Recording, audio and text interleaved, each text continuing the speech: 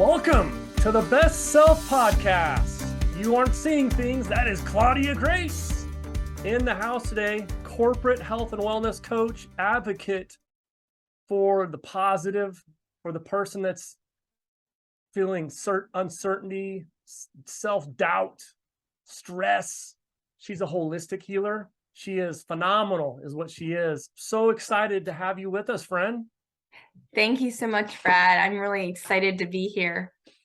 Well, just getting to know you a little better off air, you're kind of fun. I was trying to think of some insults, but man, there's nothing I can say that is bad about you. You are fun, you are positive, you're a fan of the people, the underestimated, the overlooked, you're the whole package. One of the things I dig about you is you do talk about stress quite a bit. And that's a hot topic, obviously. I mean, I was just reading the other day, 70% of all health-related issues are related to thought. And stress has got to be a big one in there. And you talk about that a lot. I do. You have 4 types of stress. You have, correct me if I'm wrong, you've got anticipatory, Yes. you've got time, you've got, I'm trying not to look at my notes, encounter, and you've got situational. Yes. I'd like to go through those, if you don't mind, and pepper you a little bit on those. Is that cool? Yeah. Awesome. Definitely. You talk about with time, like how can people become more aware of their triggers? When you're talking about that sort of stress, people get triggered and they have that sort of stress. How can we become more aware of that? Well, because people do know about themselves. I think planning, a lot of times people don't anticipate what could happen, and people who have trouble with time often take for granted things. Allowing more time to prepare, to be organized, to have all your ducks in a row is highly important. To remove that stress. The stress is kind of the unknown. Sometimes that is worrisome for those types of people. Right. And I think if they work on those strategies, they'll be successful. Right. That is a tough one, huh? I mean, getting comfortable with the uncomfortable is a tough one. So would you say that managing emotions or managing time comes first? Ooh, that's a hard one.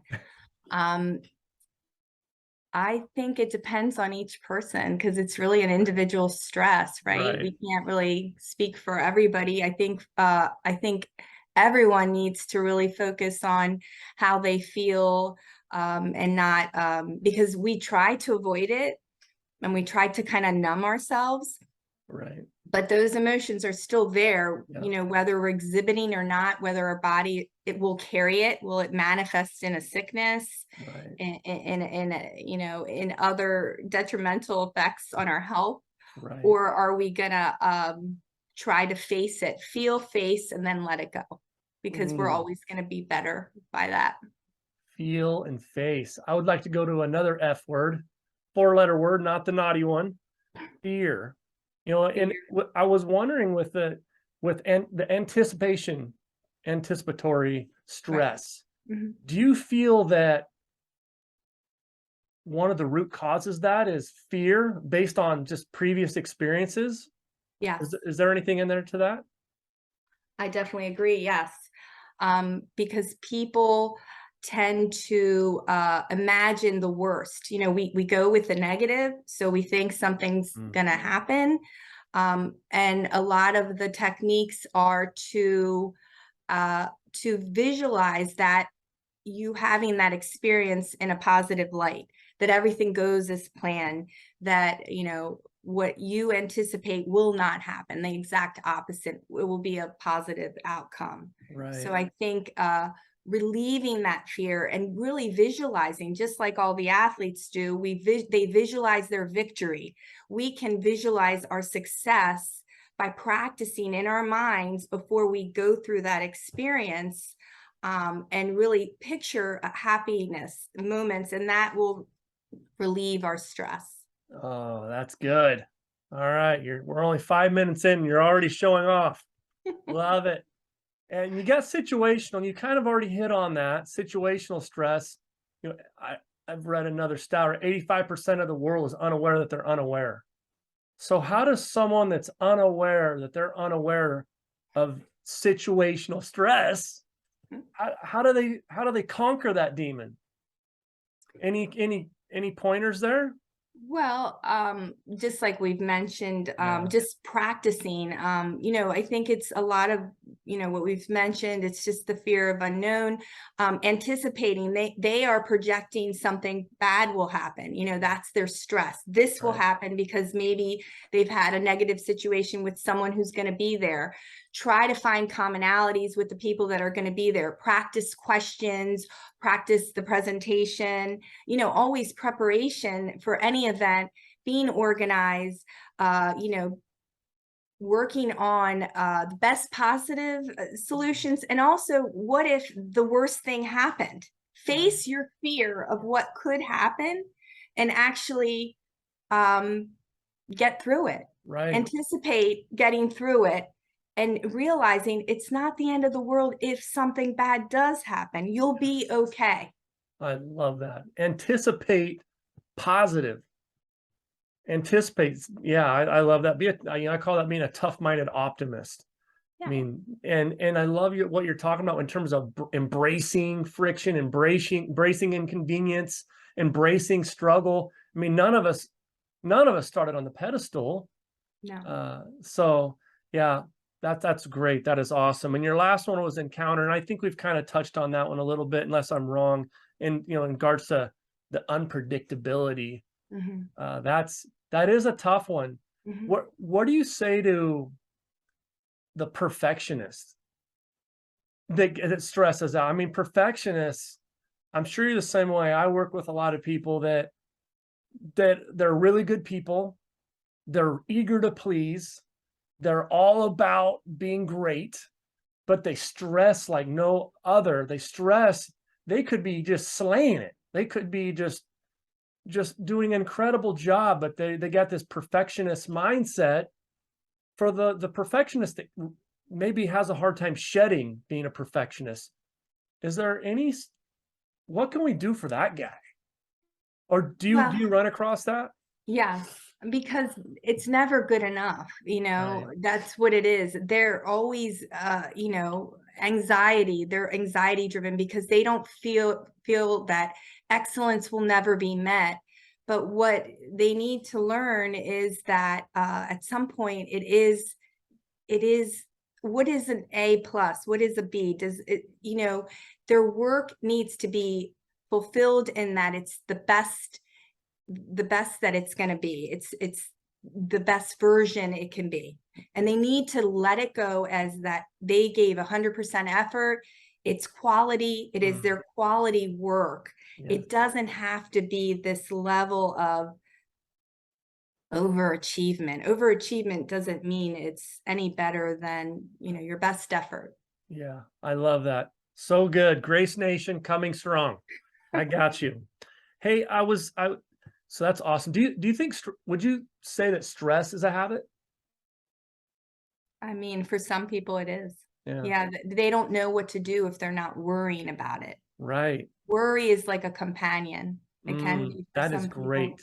Worrying is like a companion. I love that. Oof, where'd my notepad? I'm going to start burning a hole in my paper here. That was good. Worrying. I hadn't heard it put like that.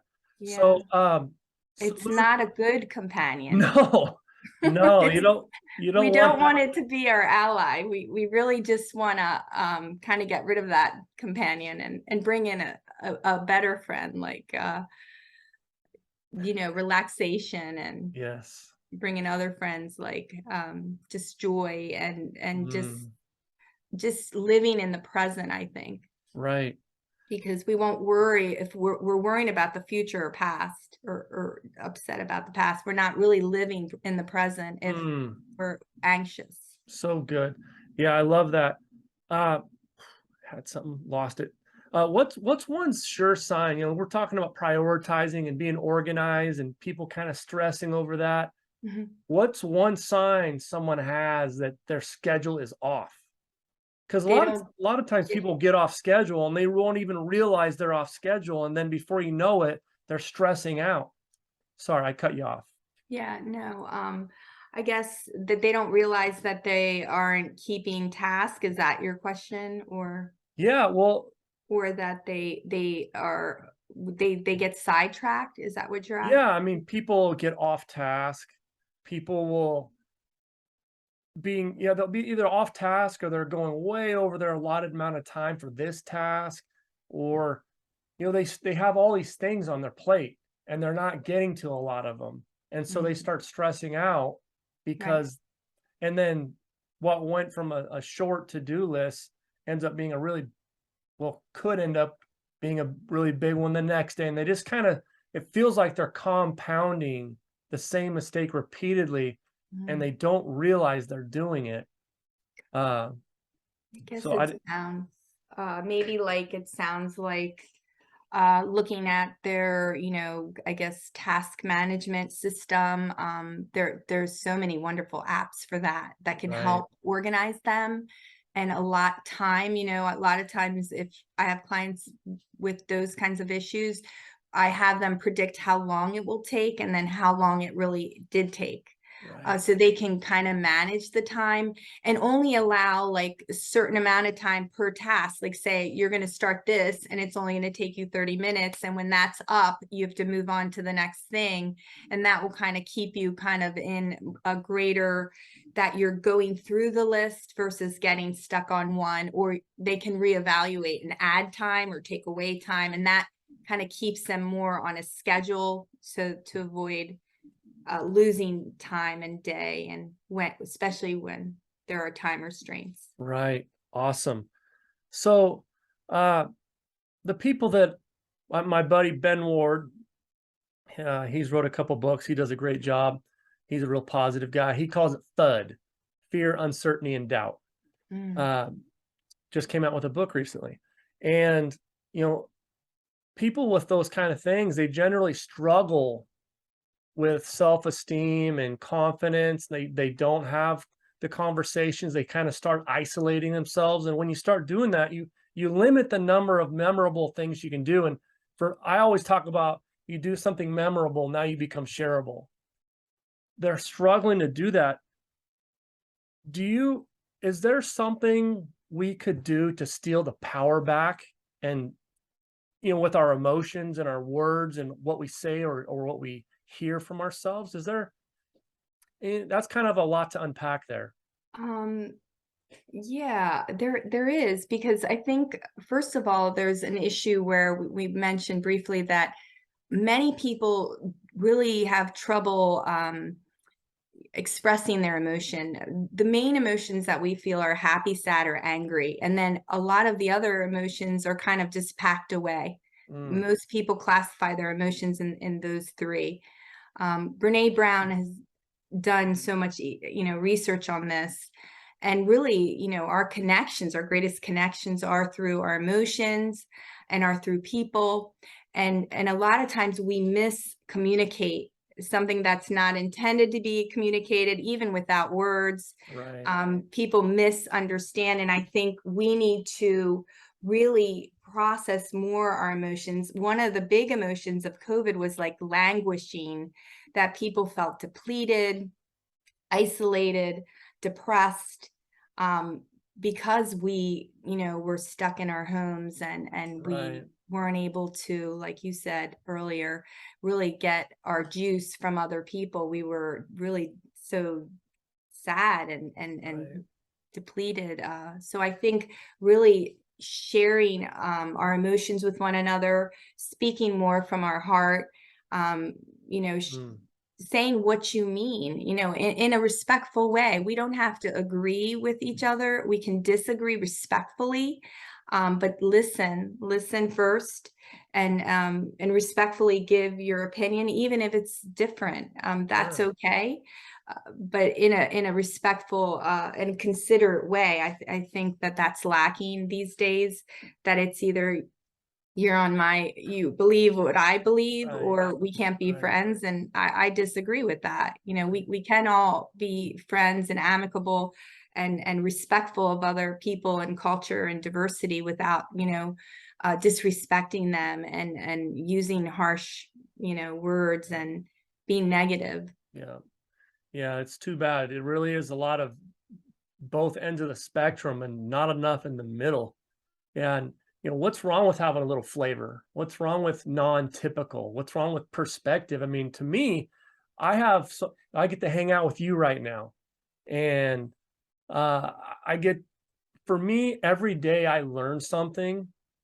I'm growing every time, even, and I don't have to take it in.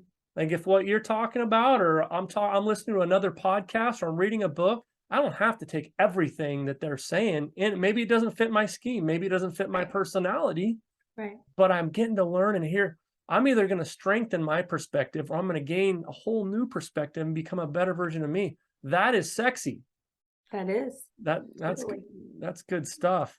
It is. I was reading there 4 in 10 women are burnt out right now. 4 in 10. That stinks. Do you have what would you say the root cause of that is? I mean, if you had to guess, I mean, you didn't see the article or research, but I would, me personally, I wonder if it has to do with something with safety and belonging.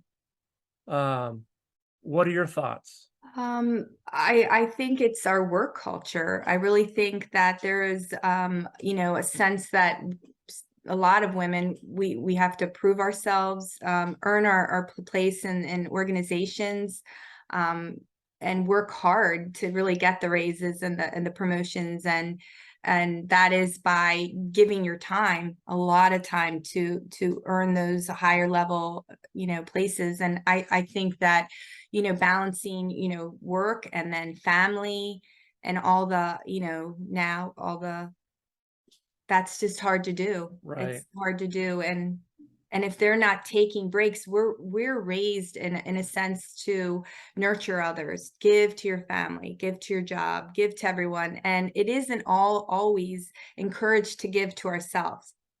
So I think many women don't necessarily think they need help. They're used to giving it, not receiving it.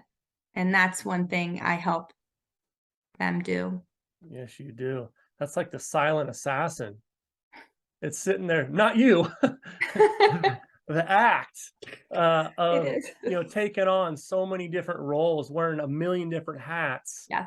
And you don't realize that when you never invest in yourself, this is something I'm sure you've talked about, and you've heard it a million times too. I mean, if this is my lid of, the best version of me, the people in my circle or my company, corporation, they'll never get above that. So if I'm a 5, they're going to be like a 4. They're never going to exceed me, or at least in most scenarios. So if I'm not becoming the best version of me, I'm limiting. It's not just me that I'm limiting. Right. I'm limiting all the people around me. So like you're talking about moms and females and whatnot, not investing and not betting on themselves and taking on all these. And it's because they wear their heart on their sleeves and they're freaking amazing, is why it's happening. But I see that happening more than ever as well. Ironically, it feels like we should be trending up more, but so many people burnt out. Yeah. And, I just think, again, COVID, changed all the parameters in organizations with having the, remote work and having hybrid, and also just managing. I know that a lot of the managers I've worked with, many of them were forced, well, not forced, but now they had to do a lot more emotional things with their colleagues, because now they're feeling stressed because they're put in these roles that they haven't had to lead in this way, in a more personal way, and they had to learn more personal things. So if workflows weren't managed well, change, like say a whole department's out with COVID before it came fully remote, and they didn't do the workflow for the few that were not sick, Right. they were, they were not sleeping for days to get the work done. So there really needed to be more flexibility in companies, in all facets, in order for everyone to manage stress better and not feel so overwhelmed. And that's why I think it's like 85% of companies are dealing with mental health issues within corporations now. And personalized wellness is really needed, so that it's for you, not just for the general population. Right. I've always thought a great leader is a servant leader. Yeah. How many servant leadership type companies, if you just said 85%, is that the number of people that are investing in it, or a number of companies that are having issues? Which Yeah. I I guess. think it was like just if I don't exactly recall the exact data, but I think it was like 85% of all the organizations were having those issues Okay.